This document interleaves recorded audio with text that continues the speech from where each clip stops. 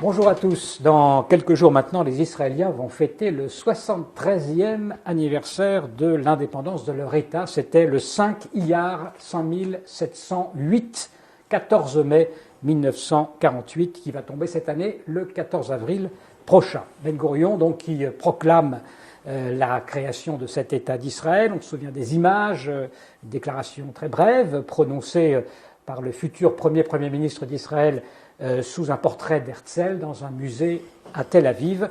Et pour essayer de remettre l'événement dans son contexte, pour aborder aussi les évolutions politiques et diplomatiques qui vont suivre cet événement, on est en compagnie de l'historien Georges Bensoussan. Bonjour. Bonjour. 14 mai 1948. Peut-être un mot d'abord du contexte dans lequel prend place cette déclaration d'indépendance.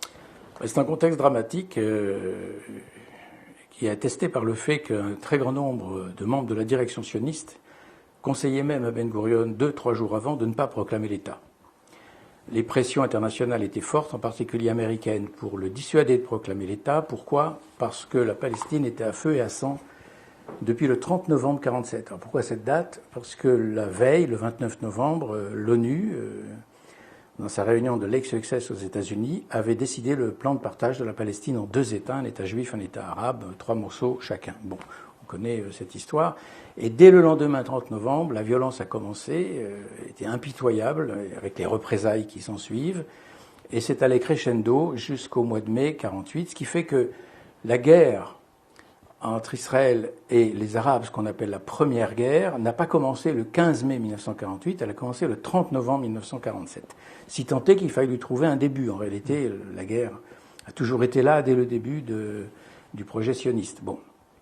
Et il le déclare quand même pour des raisons. Il le déclare parce que c'est un esprit politique et c'est un esprit pragmatique. Politique parce qu'il a le sens du timing, il a le sens du tempo, il sent que c'est maintenant ou jamais, sinon jamais on ne le fera.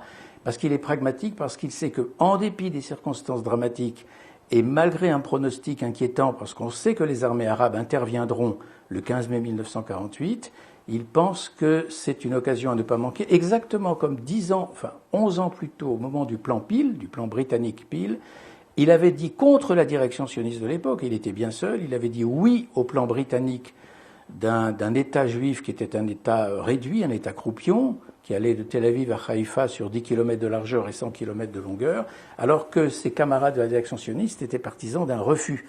Tout simplement parce qu'ils savaient qu'il fallait dire oui à un moment donné pour pouvoir ensuite rebondir et peut-être obtenir mieux plus tard. Mais il ne fallait pas s'entêter dans le refus d'emblée. Alors donc le 14 mai 1948, quand il proclame l'État, on pourrait dire non seulement l'État, le futur État d'Israël, ça s'appelle pas encore Israël, l'État d'Israël à partir du 14 mai cet après-midi-là, est déjà en guerre, et je vais même dire quelque chose qui pourra surprendre nos auditeurs, nos spectateurs, c'est que l'État d'Israël a déjà globalement gagné la guerre, le 14 mai 1948.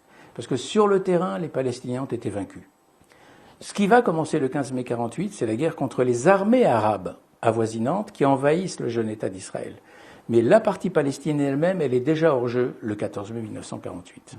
Ce qui permettra précisément cette victoire, malgré tout, de cette guerre d'indépendance. Absolument. Donc c'est une victoire qui n'est pas aussi surprenante qu'on la présente en général dans l'historiographie, en particulier l'historiographie sioniste.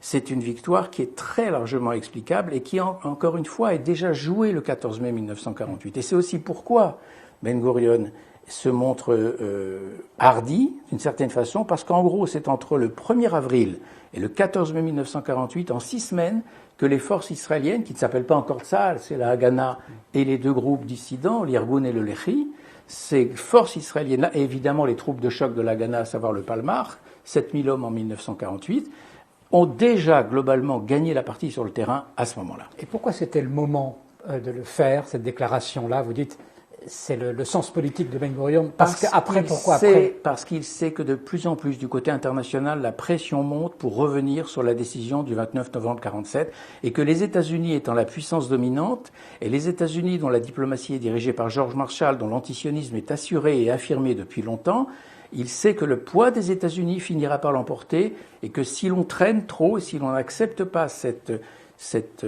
proposition qui ne se répétera pas dans l'histoire, jamais l'État d'Israël ne verra le jour. Il faut dire oui tout de suite parce que la pression internationale monte contre le plan de partage. Pourquoi ? Parce que depuis novembre 1947, devant l'opinion mondiale, on voit bien que le plan de partage est en train d'aboutir à une Palestine à feu et à sang. Bon. Alors effectivement, c'est ça le sens sans doute du vrai politique, de savoir le moment dans lequel on se trouve. Un mot peut-être des Juifs qui étaient là-bas déjà avant la création, ce qu'on appelait le Yishuv, cette communauté juive de Palestine. Ça représentait qu'une toute petite partie du peuple juif. Très faible. Disons 6%. C'est ça. Peu plus de 600 000. Donc tout d'un coup, ces 600 000 juifs qui étaient dans le statut donc d'être retournés sur leur terre se retrouvent citoyens israéliens. Ça va changer quelque chose de fond pour eux, de tout à fait. Fondamentalement, ils étaient sujets palestiniens, dépendants de l'Empire britannique. Ils avaient un passeport comme tel, tout comme les Arabes d'ailleurs de Palestine, et ils deviennent citoyens d'un nouvel État, l'État d'Israël. Alors ça va changer, c'est une révolution mentale, évidemment, comme le fait que toutes les institutions du Yishuv deviennent les institutions de l'État d'Israël et que les forces militaires elles-mêmes, à la fin du mois de mai 48, deviennent unifiées l'armée israélienne Tsahal, l'armée de défense d'Israël, c'est l'acronyme hébraïque de Tsahal, bien sûr. Et ça signifie également que pour la diaspora, la création de l'État d'Israël et de cette nationalité juive rétablie sur la terre des aïeux va complètement bouleverser le regard qu'ils vont porter, non pas sur le sionisme, mais sur leurs propres conditions diasporiques. On va revenir sur ce point très important de la perception de l'identité, finalement, que représente le changement que ça représente avec la création de l'État. Oui. Je voudrais d'abord, peut-être qu'on rappelle à propos de la création, vous avez montré comment Ben Gurion avait saisi le temps, avait compris le temps où on était, le moment, l'heure qu'il était. En revanche, il faut bien voir que dans le monde orthodoxe, on le sait, mais c'est quand même, il faut quand même le noter parce que ça paraît toujours assez extraordinaire. Dans le monde orthodoxe, il y a vraiment une opposition à la création de cet État. Absolument. Alors, l'opposition à la création de cet État dans le monde orthodoxe, qu'il soit de tendance chassidique ou de tendance miknagdim, ça ne change rien à l'opposition au sionisme. Elle est radicale et elle est immédiate. C'est-à-dire que bien avant même la naissance du premier congrès sioniste, bien avant même l'apparition d'Herzl, dès l'époque du Chibat Zion, des amants de Sion des années 1880-1890, dès l'époque de Pinsker, déjà, il y a une opposition farouche de l'orthodoxie juive, essentiellement en Europe orientale, bien évidemment, au projet sioniste. Et cette opposition ne se démentira jamais jusqu'en 1945. Sauf qu'en 1945, l'orthodoxie juive d'Europe orientale, c'était là les grands foyers, a été largement détruite par la Shoah. Donc cette opposition a beaucoup régressé. En revanche, du côté du judaïsme américain, du judaïsme ashkénaze américain, qui représente environ 5 millions de juifs dans le monde, c'est-à-dire désormais pratiquement 40%, 35 à 40% des juifs du monde, puisque la Shoah a amputé le peuple juif de 6 millions d'individus, on est à environ 11 millions, donc avec les 5 millions de juifs américains, on est à peu près à la moitié. Là, l'orthodoxie n'a pas désarmé. L'orthodoxie reste fondamentalement antisioniste, les romans de Chaim Potok l'ont très bien montré. Mais, du côté du judaïsme américain, dont le sionisme est un sionisme très modéré, parce que les juifs américains sont convaincus d'être déjà arrivés dans Terre Promise avec l'arrivée aux États-Unis. Du côté du judaïsme américain, le choc de la Shoah va beaucoup influer sur le regard qu'ils portent sur le sionisme, et ils vont devenir les plus ardents partisans du projet sioniste.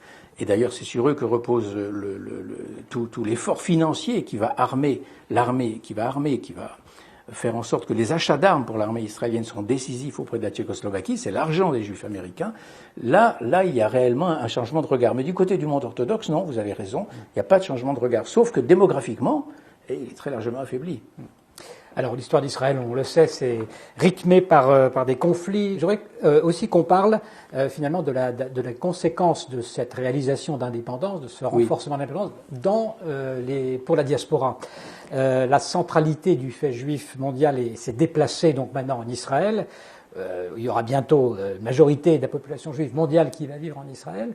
Quelles conséquences pour les communautés juives de diaspora, selon vous ? Mais il y a trois choses à dire. D'abord, vous avez très bien fait de rappeler que les Israéliens, les nouveaux Israéliens en 1948, ne sont que 6% du judaïsme mondial, dont l'effectif se monte à peu près à 11 millions d'individus après la Shoah. Bon, 6%, pas plus. Aujourd'hui, les Juifs en Israël représentent entre 50 et 52% du judaïsme mondial. C'est-à-dire que la majorité du peuple juif aujourd'hui, une très légère majorité, vit dans l'État d'Israël. Il est probable qu'il y a une dynamique quand même. Qu'il y a une dynamique, on ira de plus en plus vers une majorité très claire des Juifs vivant dans l'État d'Israël. Mais sur le processus d'indépendance, et ce que ça signifie pour les Juifs de la diaspora, dont les grandes communautés sont la communauté américaine, 6 millions de Juifs, environ entre 5 et 6 millions de Juifs aujourd'hui, et en Europe, un reliquat de Juifs, c'est essentiellement la communauté française, mais l'Europe, qui représentait 3/4 des Juifs du monde en 1939, ne représente plus que 9% des Juifs du monde aujourd'hui. Donc les grandes communautés, c'est l'Amérique du Nord, l'Amérique du Sud, on oublie souvent la communauté brésilienne et argentine, et bien sûr l'État d'Israël, avec plus de 7 millions et demi de Juifs. Je disais qu'il y a 3 choses à préciser. Atzmaout, l'indépendance, qu'est-ce que ça signifiait? Ça signifiait, dans le processus sioniste, la reconquête de son destin. La volonté pour les Juifs de redevenir un peuple, maître de son destin, de ne plus être parlé par les autres. Ça, c'est une notion qu'on a tendance à oublier aujourd'hui, mais qui a été un long chemin, une longue conquête d'un peuple qui a été très profondément dominé durant des siècles, sinon 2 millénaires, et qui a été profondément colonisé. Alors quand je dis colonisé, il faut l'entendre au sens psychique du terme, au sens où Albert Memmi l'entendait, à savoir dont le destin a été décidé par d'autres. Bon. Deuxièmement, on oublie que le projet sioniste s'est très largement appuyé sur ce qu'on appelait le vieux Yishuv. On se représente souvent de façon caricaturale le sionisme comme des immigrants qui arrivent essentiellement de Russie, de Roumanie ou d'ailleurs, et qui fondent ici un nouvel État-nation. Non, il y a déjà une communauté juive en terre d'Israël qu'on appelle la Palestine dans l'administration ottomane, enfin encore que c'est plutôt la Syrie du Sud qu'on l'appelle et pas tellement la Palestine. Et il y a au sein de ce vieux Yishuv une communauté séfarade qui va participer au projet sioniste. Ne serait-ce qu'en matière de langue hébraïque, on pense souvent à Ben Yehuda, mais on oublie que Ben Yehuda n'aurait rien fait s'il n'avait pas été entouré d'un certain nombre d'amis du vieux Yishuv, nés en Palestine eux-mêmes, au XIXe siècle. C'est David Yelin, c'est Nissim Béar, c'est avec eux qu'il rénove la langue hébraïque et qu'il va faire de cette langue hébraïque, une langue d'enseignement, une langue maternelle. Donc, qu'est-ce que je veux dire par là? Je veux dire par là que dans le mot indépendance, il y a du côté de cette vieille communauté juive qui vit en terre d'islam, un processus d'indépendance par rapport à la dhimitude, au statut de dhimmi. Et ça, c'est quelque chose qui est totalement oublié aujourd'hui. Mais il y a l'indépendance d'une communauté qui est opprimée par la loi musulmane, car le statut de dhimmi est un statut d'oppression, qu'on le veuille ou non, on peut toujours se cacher derrière les mots en pensant que c'est un statut de protection, parce que ça veut dire ça, la traduction en arabe, statut de protégé. En réalité, c'est bien un statut de domination. Eh bien, pour cette communauté qui vit en terre d'islam depuis des siècles et des siècles, et qui est dominée par l'islam, c'est une libération. Et on a tendance à l'oublier. Et enfin, j'en arrive au 3e aspect de votre question. Pour les communautés de la diaspora, on ne l'a pas vu immédiatement, mais on le verra au fil des décennies, c'est une révolution mentale. Parce que une grande partie des Juifs du monde avant 1939 n'étaient pas sionistes. Et une tout aussi grande partie du monde juif diasporique d'avant 1939, même favorable au sionisme, n'était pas décidé à franchir le pas de l'Aliyah. Donc on ne peut pas se faire d'illusions, le projet sioniste n'a pas attiré les masses, les foules, c'est pas vrai du tout, sur le fond. Bon.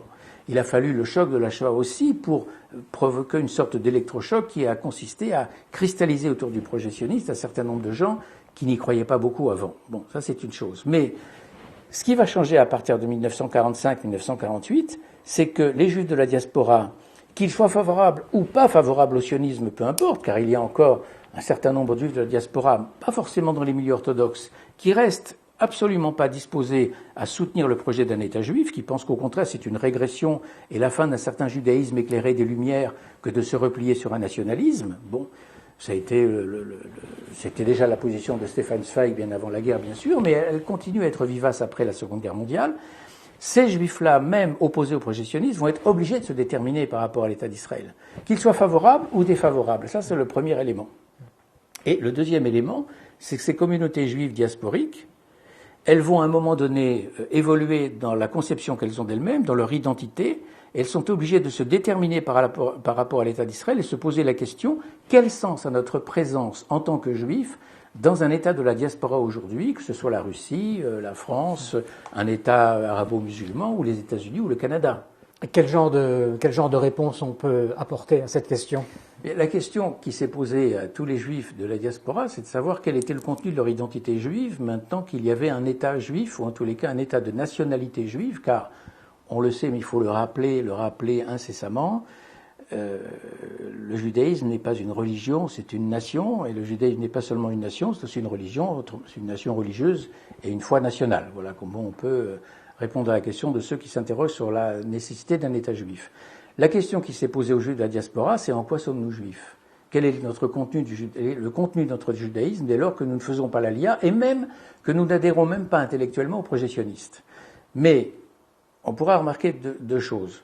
Ce qui a été frappant, et ça c'est un effet, disons, collatéral du sionisme qui n'était absolument pas prévisible, c'est que le sionisme a permis de renforcer l'identité juive diasporique et non pas de l'affaiblir, au sens où, par l'existence de l'État d'Israël, l'identité juive s'est renforcée d'un contenu national, s'est renforcée sur le plan de l'autonomie et de la fierté, d'une certaine fierté retrouvée pour un certain nombre de juifs, et cette autonomie nationale, cette fierté retrouvée, leur a permis de redevenir juifs sans franchir le pas de l'Aliyah. Alors là, vous parlez des individus, oui. Mais c'est pas vrai tellement pour la communauté ou les instances communautaires. Vous avez raison.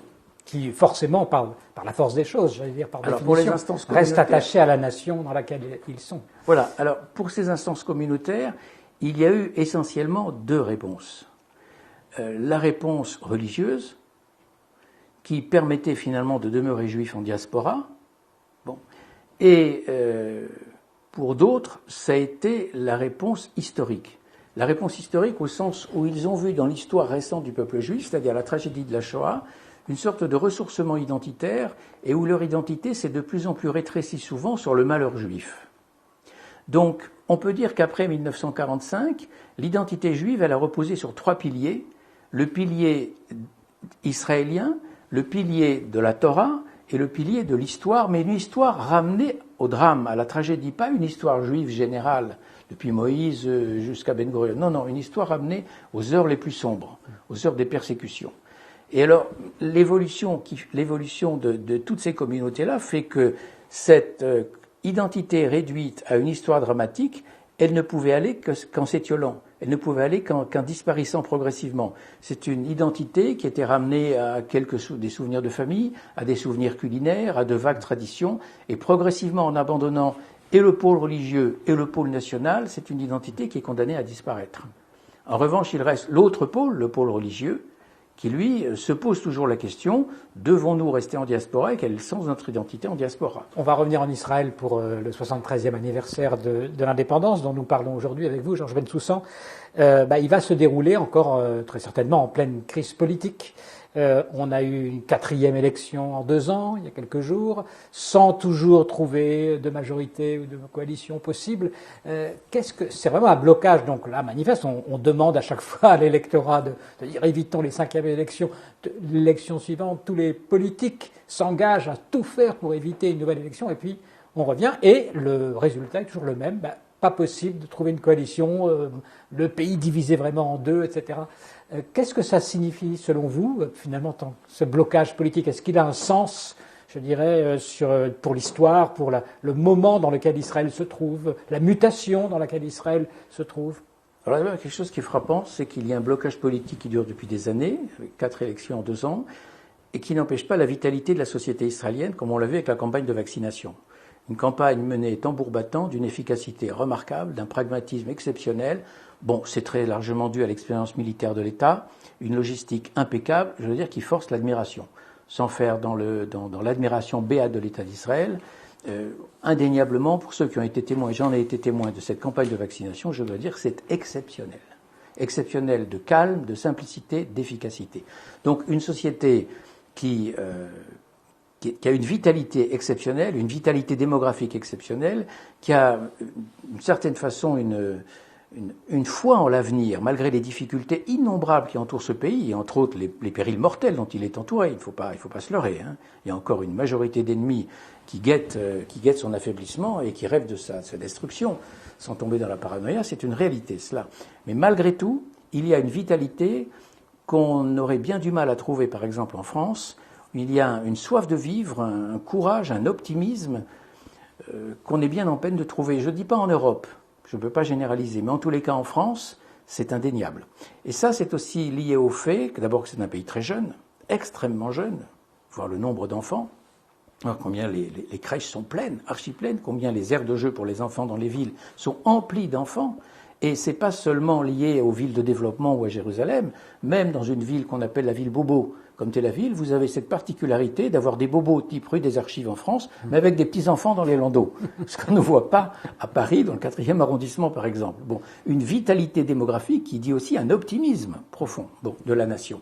Ça, c'est indéniable. Alors donc, ce système politique totalement paralysé aujourd'hui, complètement paralysé, avec des effets quand même néfastes, car certains budgets n'ont pas été votés depuis 2 ans. Ça n'est pas non plus sans conséquence. N'a pas d'impact sur la vitalité d'une société qui fonctionne relativement bien. Alors, pour ce blocage, tout le monde en connaît les causes aujourd'hui. Il est dû, d'une part, aux manœuvres d'un manœuvrier hors pair qui s'appelle Benjamin Netanyahu et qui fait tout pour éviter le procès et la prison. Le système judiciaire israélien est impitoyable. Il a déjà envoyé un Premier ministre en prison, il a envoyé un président de l'État en prison, et il pourrait très bien envoyer demain Netanyahu, vu les charges qui pèsent contre lui en prison.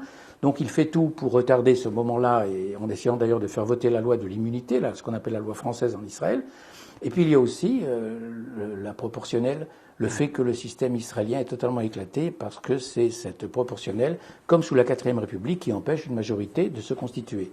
Ce qui est frappant aussi, c'est qu'on n'a plus les 2 blocs qu'on avait dans les années 50-60, entre la droite et la gauche, les partisans de Menachem Begin, par exemple, et ceux de Ben Gurion ou des successeurs de Ben Gurion. C'est que ça traduit aussi un éclatement du pays, une tribalisation du pays, une communautarisation du pays.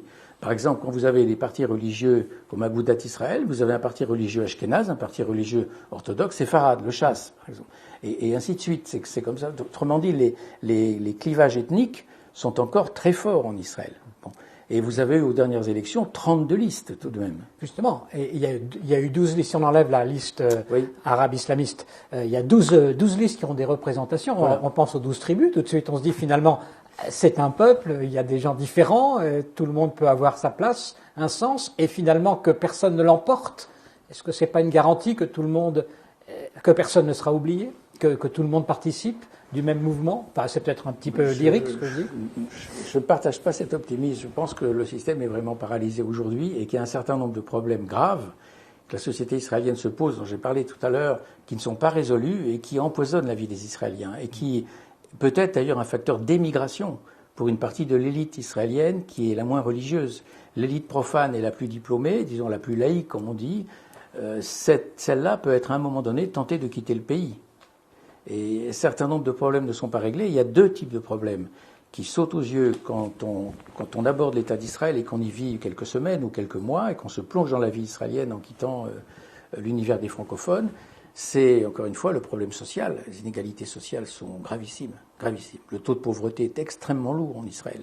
Et pour une nation qui reste une nation en guerre et qui a besoin d'avoir une nation homogène, un véritable ciment national et une société en cohésion profonde, c'est quelque chose d'invivable. On sait que les nations en guerre sont toujours des nations qui ont resserré les écarts sociaux et qui ont fait en sorte d'avoir une politique sociale beaucoup plus hardie qu'elle ne l'avait. Vous voyez la France de 14-18, vous voyez la France en révolution en 1792, par exemple. On peut prendre que ces 2 exemples-là. Et c'est pas la tradition juive qui va dire le contraire en plus. Exactement. Et en Israël, c'est l'inverse. Alors heureusement, on a une société civile qui est très forte, qui par des tas d'associations non gouvernementales viennent en aide à un grand nombre de gens. Le fait est que malgré l'immensité des problèmes sociaux et le fait qu'un tiers des Israéliens vivent sous le seuil de pauvreté, et vous avez des gens qui ne mangent pas à leur faim en Israël. Vous n'avez pas de SDF, vous n'avez pas de mendiants dans les rues, ou si peu, je veux dire, c'est rarissime. Bon, ça c'est un premier point. Le deuxième point, c'est le problème religieux. Le problème de l'emprise des religieux, alors qu'ils ne constituent certainement pas la majorité de la population israélienne, mais à peine 10% de la population israélienne, mais par le biais des blocages à la Knesset, ils arrivent à paralyser le jeu politique. Et ça, c'est extrêmement grave pour toute une partie de la société qui aimerait respirer un peu plus librement.